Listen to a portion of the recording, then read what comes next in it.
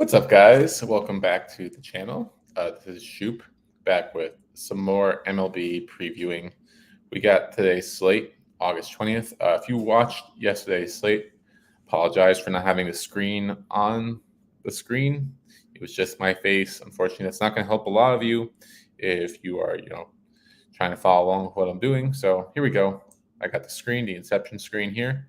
And now I'm going to be talking about today's game. So let's get right into it. Let's jump into the Diamondbacks and Marlins. So first thing that I noticed is that the over-under on this game is kind of split.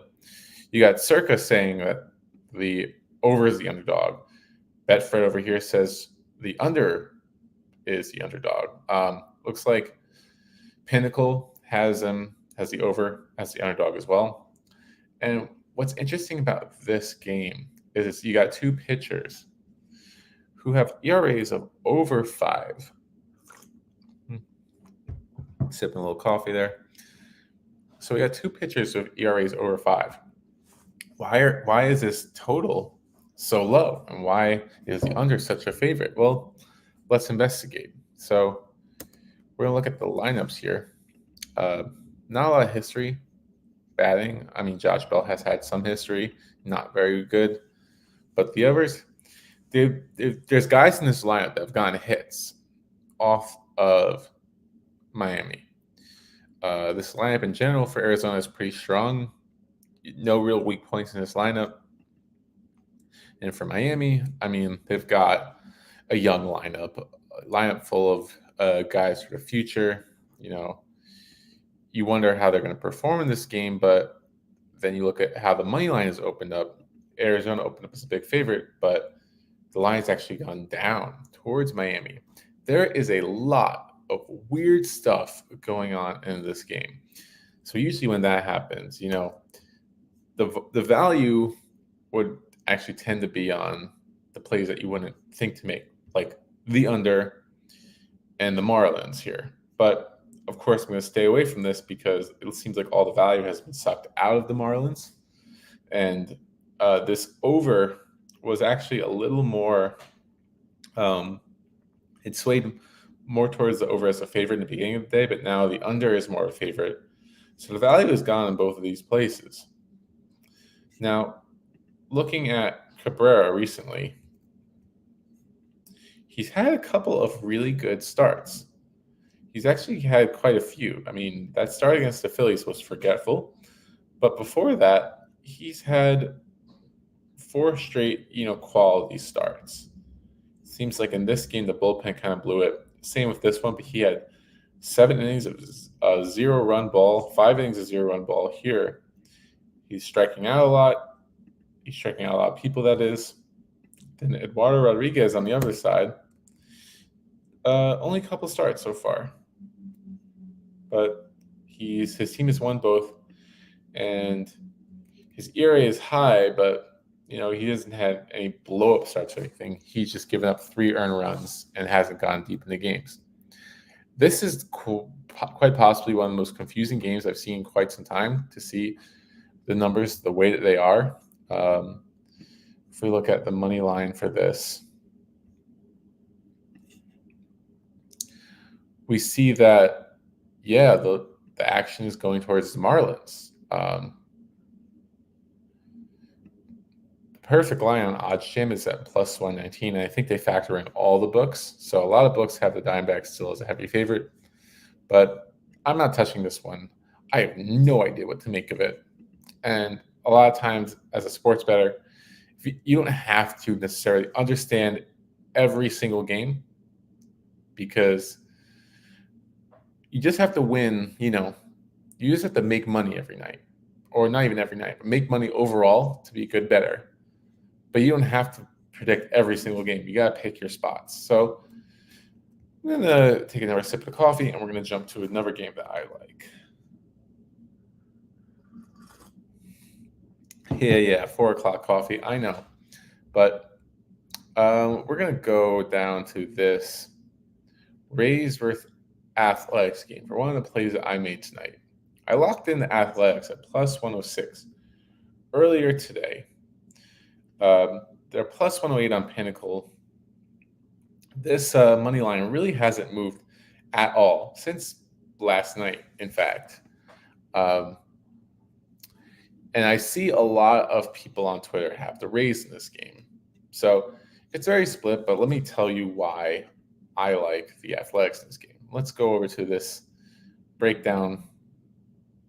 So we got Rays are an average team away, Athletics average team at home, although it's significant because the Rays are a 500 team in general, they're 500 away.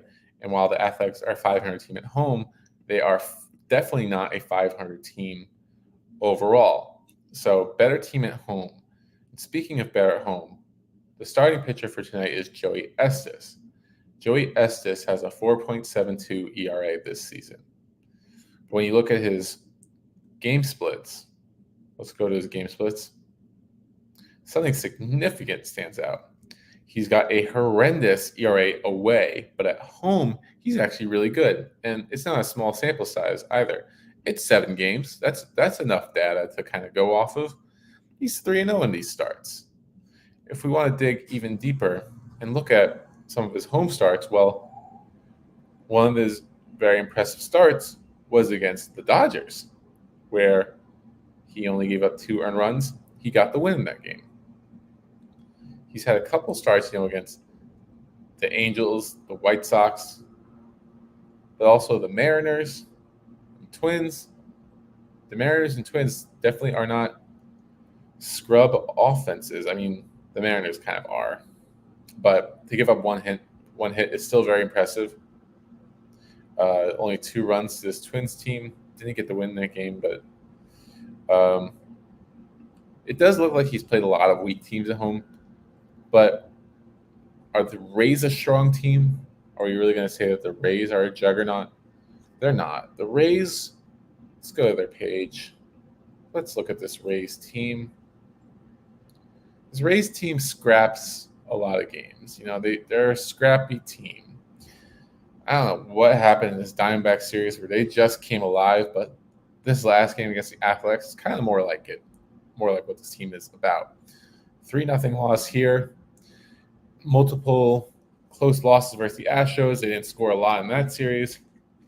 Close win against the Orioles. Close win against the Astros again. Close loss here. This is just your perfect average 500 ball club. And it really makes me wonder, why on earth does anyone think there's value on this money line right here? I mean, the Rays got Shane Baz going. He has been unspectacular. He's had some good appearances. You'll see this 0 earned runs against the Yankees, but only 3.1 innings pitched. He's given up at least 2 earned runs per game. Doesn't always go very deep. Overall, he's had a limited appearances this year. But his ERAs just kind of hover around that upper 3 to upper 4 range. He hasn't had a lot of decisions in his favor. He has played some tough teams, but if you think that A's are not a tough team, look at MLB teams' records last 30 days. And what you see may surprise you. Padres and Diamondbacks are 2 hottest teams in the MLB. The Athletics are the 3rd hottest team in baseball. They're not even tied. They have separated themselves from the pack with their win last night. They're 19-11 in their last 30 games. So why on earth is it like this? In my opinion, I think people saw the Rays lose last night. They're expecting a bounce back performance because they just saw them sweep the Diamondbacks. I think that the Rays are a pretty underrated team. I think the Rays are a very streaky team. I think the A's are a very underrated team at this very moment. They've been really good over the last month. And they're a better team at home with a pitcher who is significantly better at home. I love the Athletics tonight. And it could be a trap, but I don't like to overcomplicate things unless I feel like I'm just missing something. I mean, the lineups aren't out yet. Brent Rooker should be in action tonight. I know he was out for a little bit, but I like this game. I love the Athletics here. Give me them all day. We're going to take them. And let's go to another game that I like. This Twins-Padres game, I saw something interesting. And let me see if it's still there. Yeah, so this under 8 at plus 100 on Bet365, I highly recommend this bet because Pinnacle has the under 8 as a favorite. And Twins-Padres, it sounds like a couple teams that score a lot, but let's look at the matchup. And actually, I was kind of surprised. I thought, I don't know if I want to take that under 8, but then I looked at the matchup itself. And first I noticed Bailey Ober. And Bailey Ober, I remember earlier in the year, his ERA was in the high 4s. And he was even up at 5 at one point. He had a very rough start to the season and can't get worse than that. Very good April, but a terrible May. But ever since then, so yeah, that first start of June, he had a 4.94 ERA, and then went up to 5.13. Ever since then, he's dragged his ERA down all the way to 3.49 with a fantastic July and a fantastic August. These are not all bad teams. I mean, he played the White Sox twice, but he played the Phillies, the Tigers, Guardians, Rangers. I mean, a lot of these are average teams. The Guardians and Phillies are good teams. I don't know how good this Philly team was at the time, but they had Schwarber back, they had Harper back, so they had all their guys. And the Phillies have been struggling, but the main point is every team has been struggling. Like, as you saw with the team records, like, unless you're the Padres or Diamondbacks, no one's really playing fantastic ball. Everyone's kind of hovering around that middle part, so a lot of teams have been struggling. So you just want to look for what has been consistent. And that's Bailey Ober. He's won the decision in 4 of his last 5 starts. His last 5 starts overall have been wins. 6 of his last 7 have been wins. He's pitching fantastic, and he's not giving up a ton of runs. The only time he's given up more than 3 earned runs, the last time he gave up more than 3 earned runs in the start was all the way back June 9th. That's over 2 months from now. So Bailey Ober, very fantastic. And the Twins are slight favorites in this game. There is some slight value on them, but you can't ignore the Padres being one of the hottest teams in baseball. And if we go to this team, Martin Perez, I'm going to take another sip of coffee real quick. So we don't really want to look at his home ERA because it's insignificant. He was traded at the deadline from the Pirates. So the only data that we have to work with is his 3 starts that he's had with the Padres. And he's played 3 not very good teams, but he's held it down. He's given up 2 earned runs or less, and his team has given up 2 runs or less in all 3 of his starts. So we could be seeing a pitcher's duel here. So if you can go and grab that under 8 at plus 100, which has been left up by Bet365, so maybe they're tailing Circa. It seems like Circa and Pinnacle kind of disagree here, but I think the under is a strong play. I think Bailey Ober, he's been playing very well. He's got the capability to shut down his Padres team. And Perez has been doing well too. So I like the under 8 plus 100. And if you can get this under 7.5 at plus 112, it's not a bad play either. I like it way more than the over. I don't know how you can take the over in this game.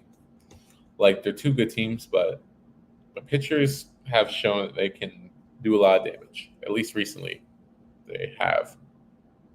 Reds Blue Jays. This was a game that I called yesterday. I picked the Reds and the Pirates money line. We profit if one of them win, and the Reds end up being the winner. And what's interesting about this game, if we go over to this game, let's turn up the brightness a little bit.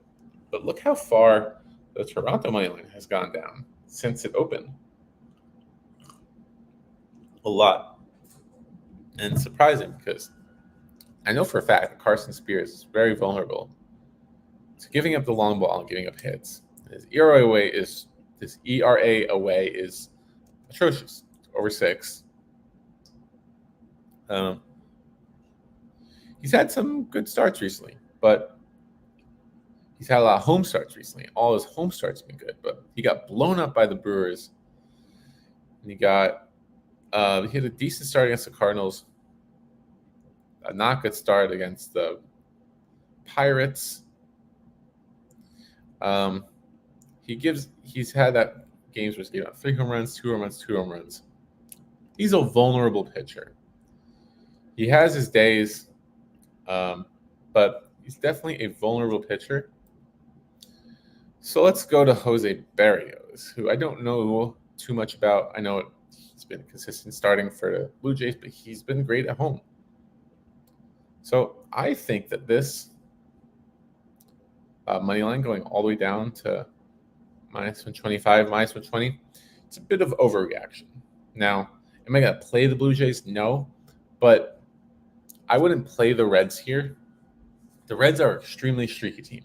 The Reds are maybe among the Rays with the hardest teams to trust, them and the Cubs too. They're like my 3 hardest teams to trust in all of baseball. And I just don't think that there's any value on taking them at plus 105, plus 108 tonight. Barrios is the better pitcher. And the Blue Jays, they're a tanking team, but they still have players, that want to win. And they're at home. They're going to want to do well in front of their fans. So I wouldn't count the Reds as a lock. I'm staying away here. So that's going to be it for this video. But definitely love that under in the Twins-Padres game. And I definitely love the Athletics money line. Those are my 2 big plays for tonight. So if you like this and you want to see more videos, give me a like, give me a subscribe, and I'll produce more videos for you guys. So thank you for tuning in. This is Shoop, and I'm signing out.